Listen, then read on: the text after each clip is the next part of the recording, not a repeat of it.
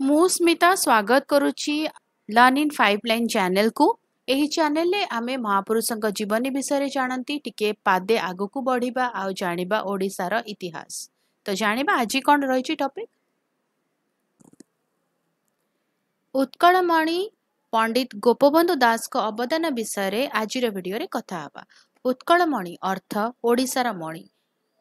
पंडित गोपबंधु दास प्रकृत में ओडिशार लोक भाषा शिक्षा और स्वाधीनता संग्राम प्रति तांकर उत्सर्ग पाई ए उपाधि अर्जन करथिले। भारतर स्वाधीनता आंदोलन में सक्रिय भाव में अंशग्रहण करथिले एवं महात्मा गांधी के सहित कार्य करथिले। सत्यवादी स्कूल प्रतिष्ठाता सी ओडिया रे मूल्यबोध भित्तिक शिक्षा को प्रोत्साहित करने पुरी निकट में सत्यवादी वन विद्यालय प्रतिष्ठा करथिले। ओडिया भाषा को प्रोत्साहित करथिले। ओडिशार परिचय को सुरक्षा देबा पई स्कूल एवं प्रशासन रे ओडिया व्यवहार को दृढ़ समर्थन करथिले। से जने समाज संस्कारक अस्पृश्यता जातिगत भेदभाव दूर करिबा एवं गरीबों उन्नति पई कार्य करथिले। लोकंक मध्य सचेतनता एवं देश प्रेमर भावना प्रसार करने पई प्रसिद्ध ओडिया खबर कागज समाज प्रतिष्ठा करथिले।